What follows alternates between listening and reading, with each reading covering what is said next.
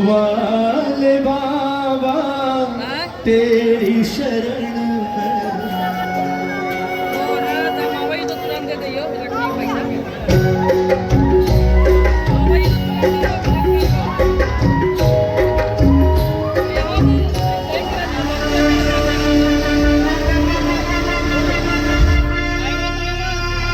सूर्य अस्त होता है, किंतु इसका अर्थ ये नहीं कि सूर्य उदय नहीं होगा। हर दिन सूर्यास्त के बाद अगली सुबह सूर्य उदय के साथ नया सवेरा और नई उम्मीद लेकर आता है। और जिस पर स्वयं छठी मैया की कृपा हो, उसकी उम्मीद का सूर्य कभी अस्त नहीं होता। और इसी नई उम्मीद के साथ एक बार फिर आया है विशाल डीजे इफेक्ट।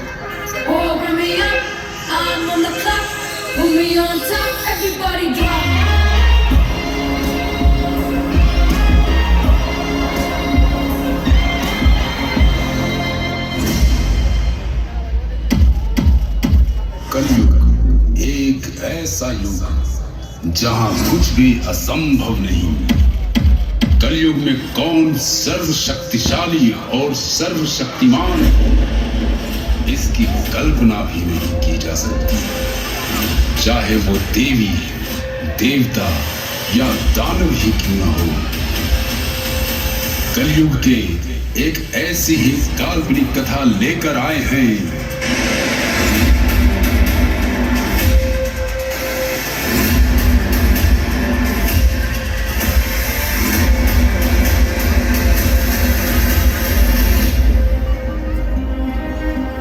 छठ व्रत की कल्पना हम सूर्य देव के बिना कदापि नहीं कर सकते, क्योंकि सूर्य देव की आराधना से ही छठ व्रत संपन्न किया जाता है।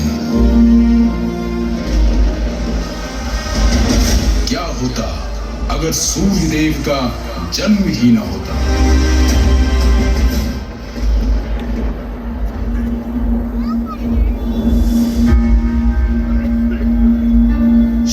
विष्णु पुराण के अनुसार श्री हरि की इच्छा से उनकी नाभि से अत्यंत मोहित एक कमल खिला था।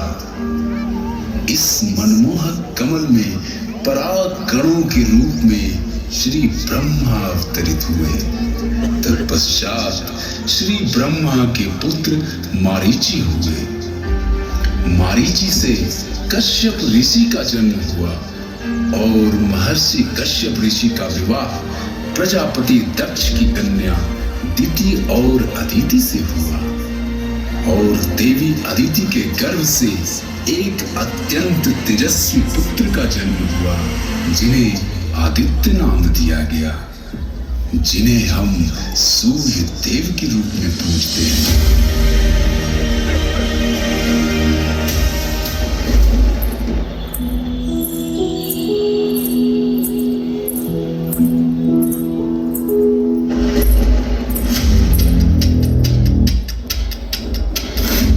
अदिति के गर्भ में सूर्य देव पल रहे थे और देवी अदिति को यह भली भांति ज्ञात था कि यह कोई साधारण पुत्र नहीं, इसलिए इनके जन्म को रोकने कोई न कोई दानव अवश्य आएगा। इसलिए देवी अदिति ने गर्भावस्था में ही छठी मैया की आराधना की।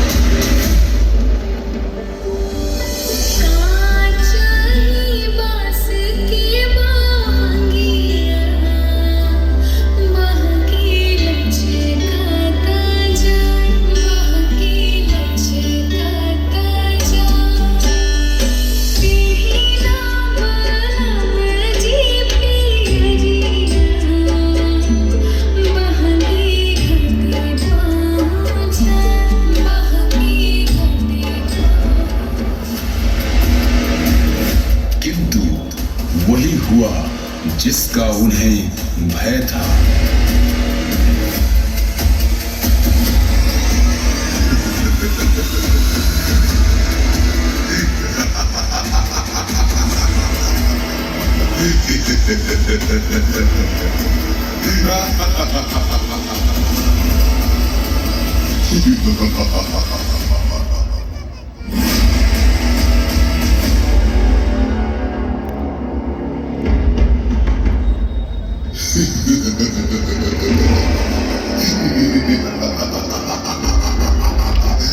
कलयुग में अगर कोई सर्वशक्तिशाली है तो वो मैं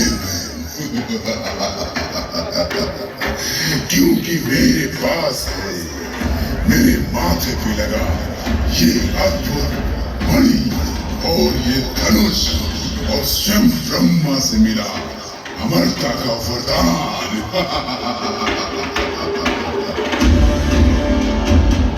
मुझे भली भांति याद है कि देवी अदिति के गर्भ में पल रहा कोई साधारण पुत्र नहीं।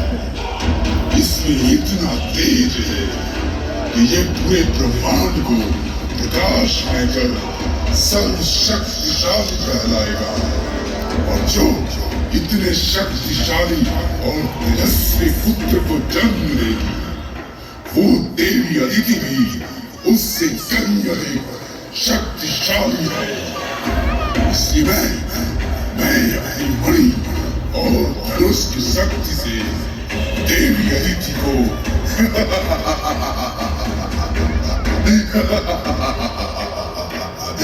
देवी अदिति को ही समाप्त कर दूंगा।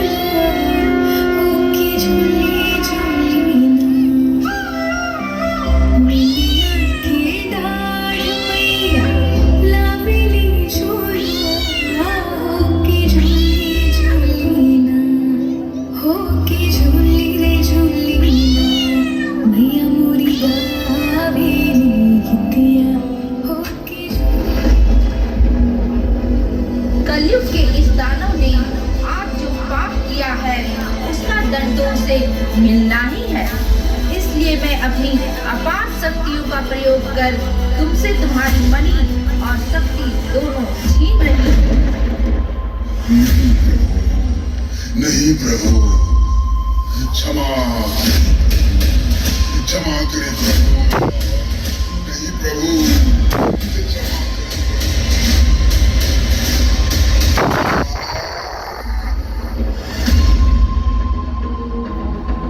किंतु तुम्हें यह आशीर्वाद भी देती हूँ कि तुम अमर रहोगे और समय आने पर धर्म की रक्षा के लिए तुम्हें तुम्हारी शक्तियाँ वापस मिल जाएंगी। तथास्तु। तत्पश्चात देवी अदिति के गर्भ से प्रचंड तेज प्रज्वलित हुआ और इस प्रकार सूर्य देव का जन्म हुआ जो पूरे ब्रह्मांड को अपने तेज से प्रकाश में कर सर्वशक्तिशाली होने का परिचय दिया।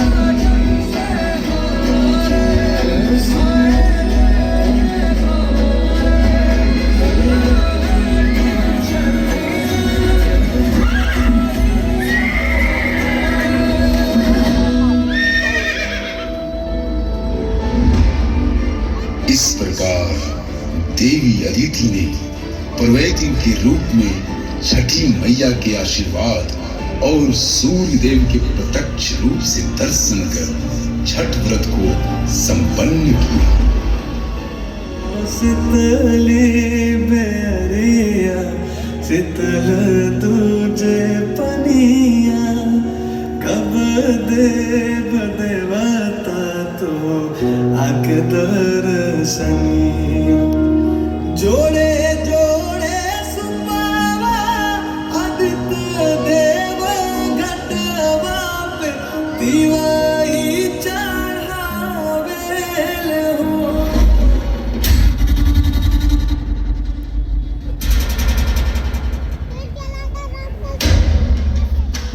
इस कथा से यह ज्ञात होता है कि सूर्य देव जो अपने तेज, प्रकाश और अपनी शक्ति के कारण सर्वशक्तिशाली हैं, किंतु उनके जन्म में आई बाधा को छठी मैया ने स्वयं दूर किया, इसलिए वो सर्वशक्तिशाली हुई। ब्रह्मांड का सबसे शक्तिशाली योद्धा एक माँ होती है और देवी अदिति ने तो सूर्य के तेज को जन्म दिया है, तो सर्वशक्तिमान तो माँ हुई ना। देवी अदिति के पूर्वज तो स्वयं ब्रह्मांड के रचयिता श्री ब्रह्मा हैं, तो भला श्री ब्रह्मा से शक्तिशाली कौन हो सकता है। और हमें ज्ञात है कि श्री ब्रह्मा की उत्पत्ति श्री हरि के नाभि से उत्पन्न कर कमलों द्वारा हुई है, इसलिए सर्वोपरि, सर्वशक्तिमान, सर्वशक्तिशाली एकमात्र वही है श्री हरि, श्री नारायण, श्री विष्णु, जिनके पावन चरण इस गया धाम की धरती पर हैं। और हम सब गयावासी श्री विष्णु और गया धाम नगरी को सत सत नमन करते हैं।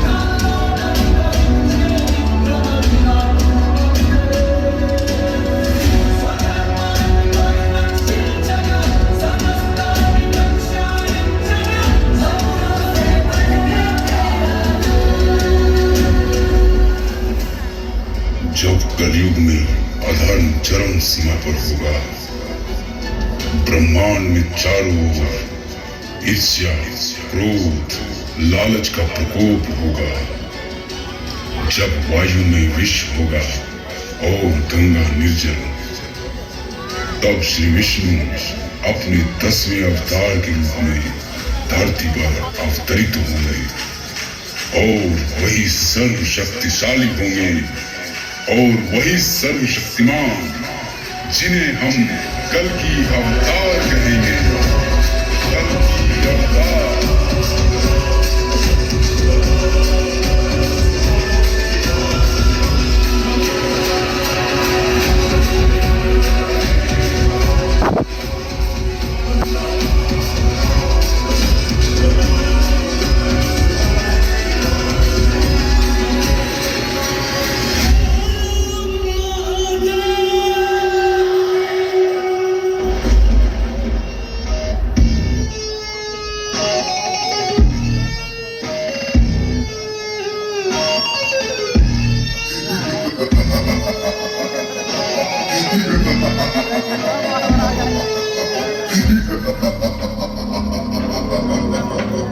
कलयुग कलयुग मेरा होगा। यहाँ कोई मणि, कोई अमरता का वरदान, कोई सूर्य का तेज और ना ही कोई छठ व्रत। कलयुग में किसी भी चीज का कोई महत्व नहीं।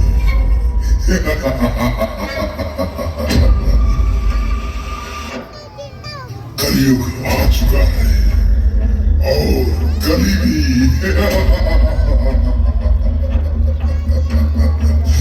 मुझे रोकने के लिए 7 चिरंजीवियों के साथ साथ स्वयं विष्णु का अवतार।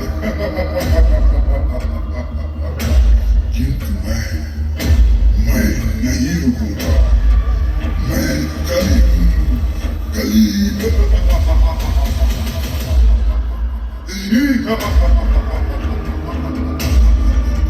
कलयुग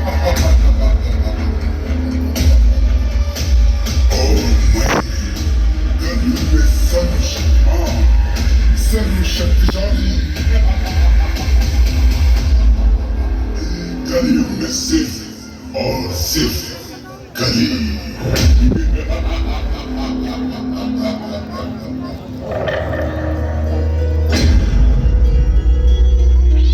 समय आने पर कल की अवतार इनका विनाश खुद करेंगे, परंतु आज हमें छठ व्रत को संपन्न करना है। तथास्तु।